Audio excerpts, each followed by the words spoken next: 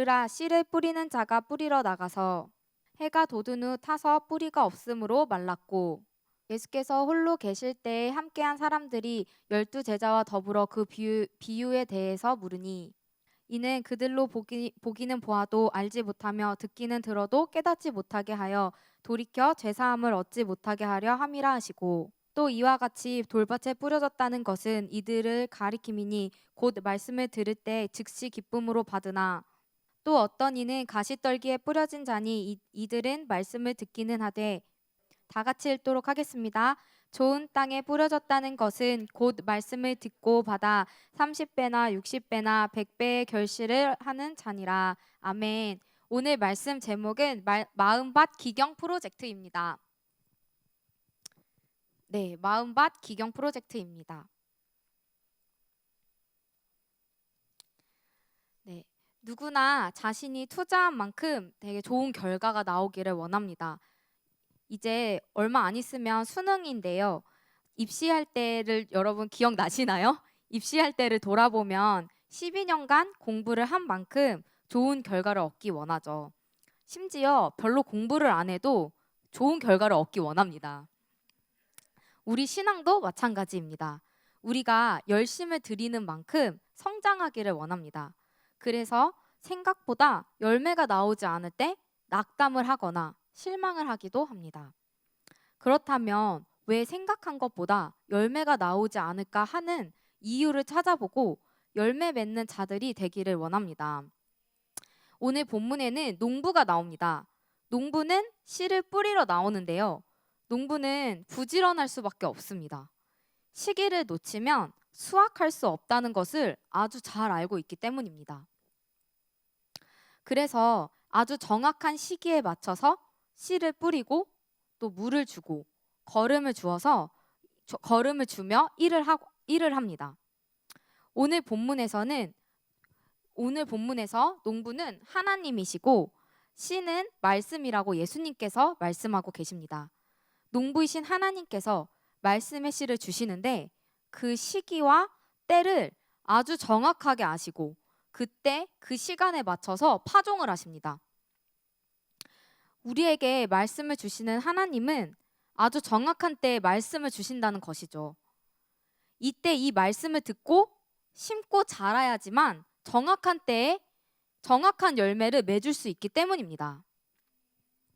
그런데 오늘 말씀에서는 하나님께서는 정확한 타이밍에 지금 이 말씀을 뿌리면 가장 합당한 때에 열매를 맺겠지 하고 완벽한 타이밍에 말씀을 주시는데 열매가 맺히지 않는 경우에 대해서 말씀하고 계십니다. 오늘은 특별히 4가지 밭이 있지만 돌밭과 가시밭에 대해서 보고자 합니다. 열매가 맺을 수 없는 이유를 파악하고 마음밭을 기경함으로 인하여 한 주간 열매 맺는 마음밭으로 변화될 것을 믿음으로 선포합니다. 네, 오늘 본문의 농부는 아주 정확한 때에 여러 밭에다 똑같이 씨를 뿌립니다. 그러나 열매를 맺는 밭은 단 한 곳뿐입니다. 열매를 맺지 못하는 여러 이유가 있지만 오늘은 이제 돌밭과 가시밭에 보도록 하겠습니다. 첫 번째, 열매 맺지 못하는 마음밭입니다. 첫 번째 작은 소제목으로는 돌밭입니다. 말씀을 한번 원진 형제님이 한번 읽어주시겠어요? 아멘.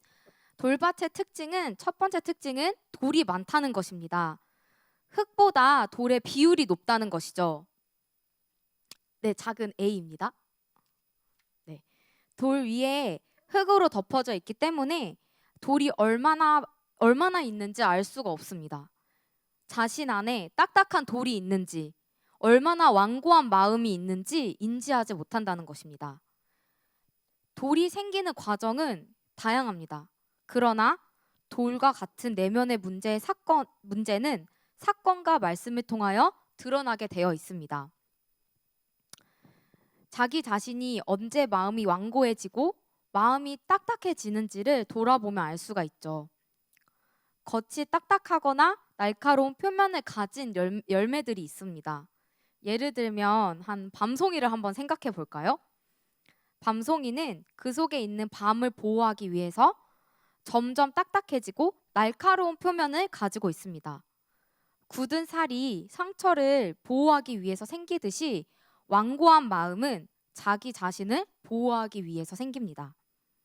문제는 하나님이 다가가려고 해도 자기 자신을 보호하게 된다는 것이에요.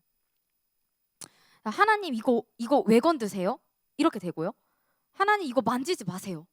아니면 하나님 이런 말씀 저에게 주시지 마세요. 막 말씀을 들을 때 막 화가 나고 막 부정을 하게 됩니다. 아니면은 뭐 난 아니지 막 이렇게 막 부정을 하기도 하고요. 하나님뿐만이 아니라 사람에게도 동일하게 적용이 됩니다. 자신의 연약하고 상처난 부분을 건들면 불같이 화를 내거나 그 사람에게 상처를 보호하기 위해서 과도하게 방어 태세를 갖추게 됩니다. 돌이 많다는 얘기는 즉 방어하고 싶은 상처가 많다는 것입니다. 자신이 자주 완고해진다거나 아니면 자주 공격적이거나 방어적으로 변한다고 하면 상처로 인해서 이미 돌이 되어버린 것이 많다는 것입니다. 상처가 많은 사람은 자꾸 남을 공격하게 되고 아무도 자신을 건들 수 없게 만들어 버립니다. 그리고 그 돌에 본인이 계속 걸려 넘어지고 계속해서 상처를 입습니다. 상처로 인하여 남을 공격하고 용서하지 못하며 계속해서 죄를 반복해서 짓게 되고 더 강팍해지는 악순환이 반복되게 되는 것입니다. 그렇기 때문에 이 돌을 제거해야만 합니다. 이 사람이 바로 저인데요. 저 같은 경우에는 제가 그렇게 돌이 많은 사람인 줄 몰랐습니다. 왜냐하면 저 여러분이 깊이 이해하실 거라고 생각합니다. 그러니까 이 정도 교회 다녔으면은 다 치유받고 다 회복된 거지. 예수님 믿은 지 그렇게 오래됐는데 내가 교회 N년 차인데 왜 아직도 상처가 있다는 게 말이 돼? 그거는 크리스천의 수치라고 생각했어요, 저는. 그런데 하나님께서는 사건을 통하여 말씀을 통하여 제 안에 완고하고 딱딱한 돌이 많다는 것을 깨닫게 해주셨습니다. 평소에는 굉장히 스윗했다가 상처와 관련된 일만 있으면 굉장히 공격적이고 적대적으로 변하게 되는 제 자신을 깨닫게 된 거죠. 저의 완고함은 이제 성령의 역사가 강력할 때 더 분명하게 나타났습니다. 저를 잘 아시는 분들도 계시겠지만 저는 그 영반상처 모임의 회원이었는데요. 영반상처 회원이 뭐냐면요. 영적 반응 없는 상처 입은 사람들의 줄임말입니다. 아주 정회원이었어요. 영반상처 정회원이었습니다. 그래서 엄청 사모하면서 막 앞자리에 앉았어요. 근데 말씀을 듣는데 시간이 지나면 지날수록 막 마음이 차가워지고 완고해지고 딱딱해집니다. 성령의 역사가 많이 일어나는 기도 시간에는 돌 그 자체 아니면 북극에 있는 차가운 빙산같이 변해버린 저의 모습을 볼 수 있었습니다. 그래서 신효진 망부석설이 그때 많이 나왔는데요. 네. 그래서 수련회에서 기도받을 때 뜨거워질지어다라고 기도를 정말 많이 해주셨어요. 육성으로 들리게 뜨거워질지어다 이렇게. 근데 놀랍게도 그 뜨거워질지어다 기도를 해주실 때마다 제 마음이 너무 강팍해져서 그 강팍한 게 느껴질 정도였습니다. 그 전까지 이 돌을 제거하기 전까지 저는 하나님이 저에게 은혜를 주시지 않는 것이라고 생각을 했습니다.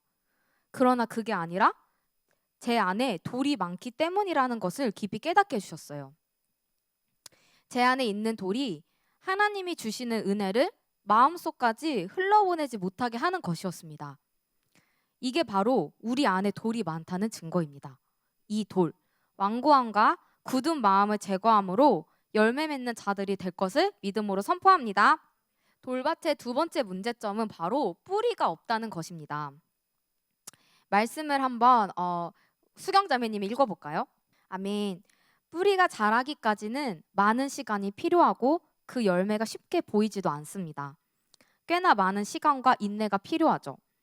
그런데 돌밭의 특징이 뭐라고 했죠?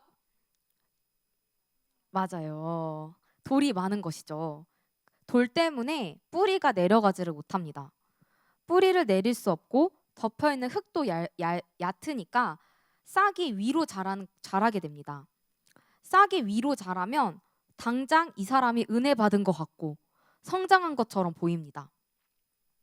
그런데 실제 사건 앞에 인내해야 하는 순간, 십자가와 갑지불을 해야 하는 그 순간이 다가오면 포기하고 십자가를 던져버립니다. 왜냐하면 그 안에 뿌리가 없기 때문에 엄청나게 흔들리는 것이죠. 뿌리는 물을 빨아들이는 역할을 합니다. 누가복음 8장 6절을 한번 영진자매님이 읽어주시겠습니다. 아멘.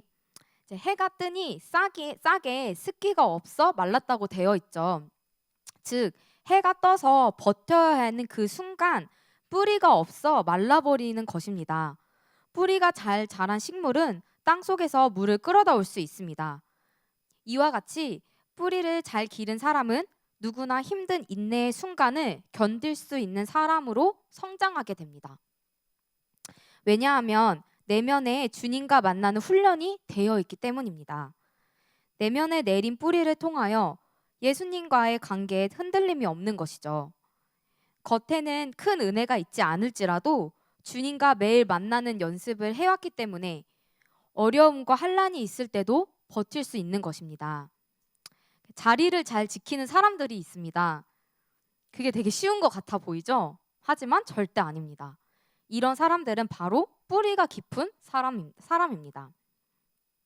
하나님이 반드시 나를 포기하지 않을 것이라는 믿음, 지금 당장은 힘들지만 반드시 견딜 때 열매를 맺을 것이라는 믿음이 있는 사람들인 것입니다. 그러나 뿌리가 없으면 환난이 있을 때 배반하는 모습으로 나타나게 됩니다. 즉 나를 위해 죽으신 예수님을 배반하고 나에게 은혜를 주신 하나님을 배반하고 떠나게 되는 것이죠. 지금 내가 바람처럼 흔들린다고 생각이 드시는 분이 있다면 뿌리를 체크해 보시길 바랍니다. 빙산의 일각 같은 사람, 보이지 않는 곳이 더욱 성장하는 자가 되기를 축복합니다. 두 번째, 열매를 맺을 수 없는 밭은 가시밭입니다. 가시는 여러분 잘 아시다시피 이생의 염려, 재물과 향락, 세상의 염려, 재물의 유혹, 기타 욕심을 말합니다. 말씀을 한번 지연 학사님이 읽어주시겠어요? 아멘. 즉 세상과 밀접한 관련이 있는 것을 말합니다. 가시밭은 어떤 문제가 있는지 한번 보도록 하겠습니다. 첫 번째로는 가시가 같이 자란다는 문제점이 있습니다. 가시밭을 가진 사람은 말씀을 듣고 싹이 자라고 있습니다.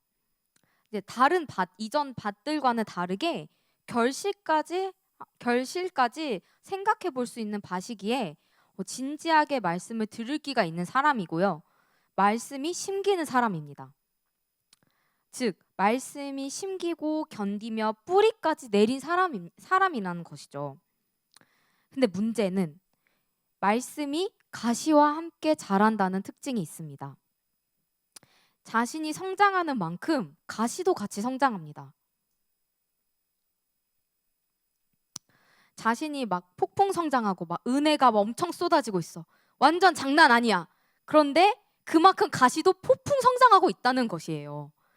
그렇기 때문에 결국 열매가 없습니다. 문제는 자신이 가시를 키우고 있는 줄도 모르고 예수님 안에서도 열심을 냅니다.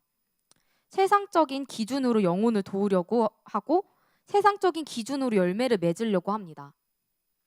하나님의 방법은 겸손해지고 하나님만 높아지는 방법, 하나님이 직접 일하시는 방법으로 하길 원하시는데 가시가 같이 자라니 내가 아니면 나의 자아가 같이 자랍니다. 자기 자신이 중심이 되고 내가 해냈다가 중요하게 되며 인정받고 칭찬받는 것이 중요하게 됩니다. 그렇게 되면 눈에 보이는 결과에 치중하게 되며 눈에 보이는 것으로 신앙을 판단하게 됩니다. 뿐만 아니라 외모와 능력, 학벌 등으로 사람을 판단하게 되고 자기 자신도 그 기준에 맞춰 생각하기 때문에 하나님이 사용할 수 없는 사람이라고 생각합니다. 금그릇이 아니기 때문에 자신은 능력이 없기 때문에 연약하기 때문에 하나님의 일을 할 수 없다고 생각하는 것이죠. 제가 바로 그런 사람이기 때문에 이것을 아주 잘 알고 있습니다. 제 안에 세상적인 가시가 계속 있으니 하나님이 무엇을 시켜도 저는 능력이 없는데 어떻게 합니까? 이렇게 하나님께 기도를 정말 많이 했습니다. 한 번은 캠퍼스 부흥이 안 되는 것이 저의 책임입니다. 저에게 책임을 물어주세요. 이렇게 기도를 했는데 하나님이 그걸 왜 내가 책임지냐? 그건 내가 책임진다. 이렇게 말씀하시더라고요. 그 주체가 제가 되었다는 것을 그때 깨달았습니다. 그때 되게 많은 충격을 받았습니다. 아, 내가 주체가 아니고 내가 하는 게 아니고 하나님이 하시는 것임을 깨닫고 마음이 겸손해지게 되었습니다. 성경의 인물들은 사실 하나님을 빼면 아무것도 아닌 사람들입니다. 최근에 나온 기드온도 사실 굉장히 쭈글거리면서 보리타작을 하고 있었죠. 그리고 제자들도 마찬가지였습니다. 가시로 세상과 자신을 비교하고 남들과 자신을 비교하면서 열매 맺는 것보다 자기 문제에 계속 빠져 나오지 못하게 되는 인생을 살게 되는 것입니다. 두 번째는 가시밭의 문제점은 가시가 기운을 막는다는 것입니다. 가시가 점점 자라면서 영적인 열매가 나오지 않게 되고 가시만 점점 커지기 시작합니다. 그러다 보면 어느 날부터 자신도 모르는 사이에 영적 성장이 멈춰져 있습니다. 가시가 무럭무럭 자라고 있기 때문이죠. 가시의 성장 속도가 씨앗의 성장 속도를 넘어버리게 되는 것입니다. 이 가시는 현실과 아주 밀접하게 연결이 되어 있습니다. 즉, 세상을 살아가는데 연결이 되어 있기 때문입니다. 성경에서는 이러한 가시를 제거하지 않으면 어떤 고통이 임하는지 디모데 전서에서 이렇게 말씀하고 있습니다. 이 디모데 전서를 모세 형제님이 한번 읽어주시겠어요? 아멘. 진로와 물질, 내 미래는 어떻게 될까? 이 물질로 나는 살아갈 수 있을까? 걱정과 염려도 동시에 증폭됩니다. 그 염려가 결국 믿음을 떠나게 하고 근심 없이는 살아갈 수 없는 인생으로 만든다고 말씀하고 있습니다. 뿐만 아니라 미디어, 사람에게 인정받고 사랑받는 것, 세상에서 높아지는 것, 학점, 스펙 등 기타 욕심에게 열심히 물을 주어서 가시를 성장시키게 합니다. 그러다 보면 자신의 영적 성장은 어느새 멈춰 있고 가시에게 모든 영양분을 주니 지치고 힘들다는 생각밖에 들지 않게 됩니다.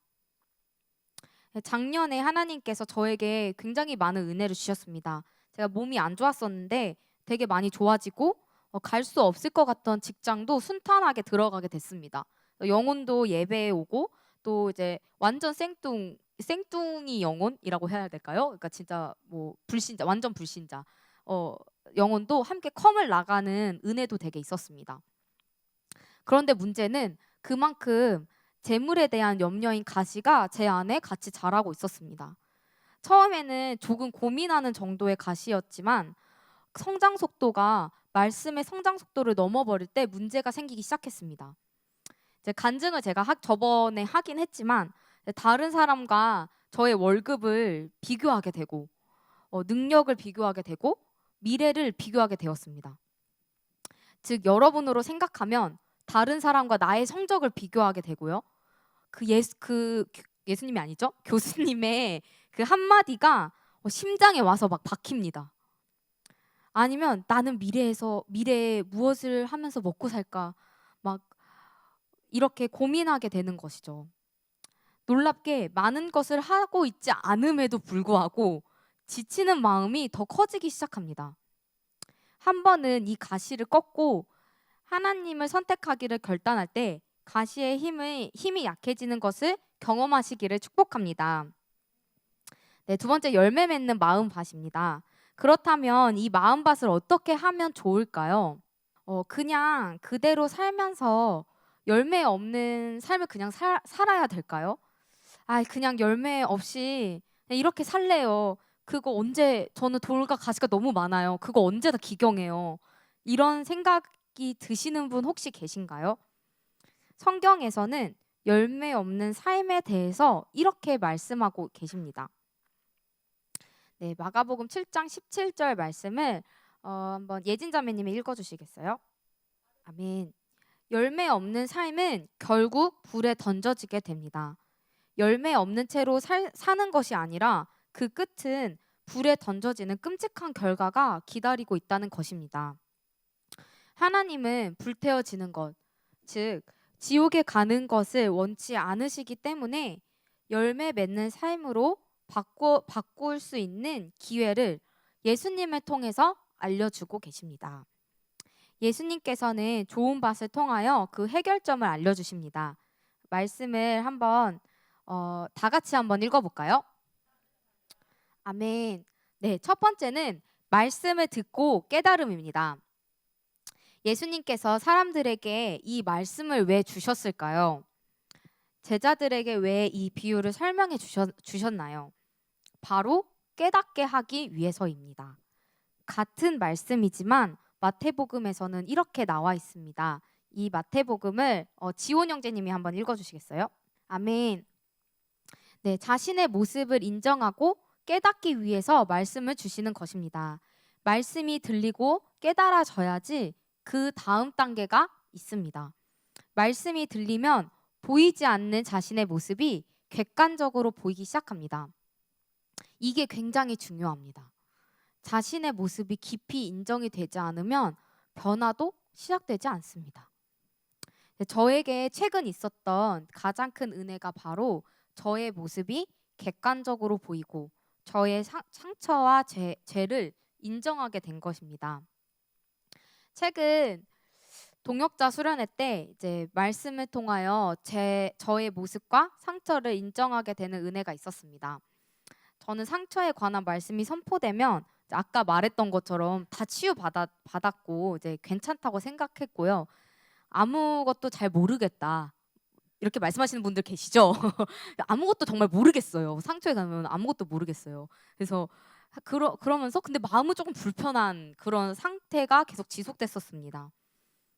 하지만 말씀이 들릴 때 제가 죄인이고 제가 상처 많은 사마리아 여인인 것을 인정하게 되었습니다. 인정이 되고 기도를 하게 되니 제가 깨달을 수 없었던 태아 때부터 받았던 상처를 깨닫게 되고 오랫동안 정죄감에 시달렸던 마음들이 치유가 되었습니다. 죽음의 영이 나가게 된 것도 한마디 말씀이 들렸기 때문이었습니다. 그렇기 때문에 주시는 말씀을 영으로 듣는 것이 정말 중요합니다. 말씀이 들리기 위해서 마음을 들여 준비할 때 반드시 말씀이 새롭게 들리는 은혜가 있을 것을 믿음으로 선포합니다. 두 번째는 깨끗한 밭으로 기경돼야 합니다. 그 다음은 말씀이 심겨지는 밭으로 변화되어야 됩니다. 즉 좋은 땅으로 바뀌어야 된다는 것이죠. 열매가 맺히지 않는 문제의 근원을 제거하는 것입니다. 말씀이 뿌리내릴 수 없는 딱딱한 돌과 모든 영양분을 뺏어가는 가시를 제거하는 것입니다. 중간 부분을 저희가 읽진 않았지만 예수님께서 제자들에게 말씀을 풀어주실 때 왜 이 말씀을 주셨는지 의도를 알 수 있습니다. 12절 말씀을 다 같이 한번 읽어보도록 하겠습니다. 시작! 아멘. 네, 물론 들을 게 있는 자들에게 말씀을 주시기 위함이기도 하지만 예수님께서는 이 말씀을 주신 이유가 바로 회개하여 제사함을 받기 위함임을 제자들과 대화를 통해 알 수 있었습니다. 예수님이 주신 해결 방법은 바로 회개인 것입니다.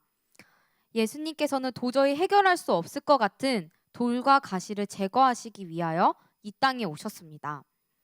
말씀을 묵상하며 제가 마음속에 돌에 걸려 넘어질 때마다 원망의 돌을 들어 예수님께 던지고 마음속에 가시에 찔려 고통당할 때마다 염려의 가시를 뽑아 예수님 머리에 씌웠다는 것을 깨닫게 해주셨습니다.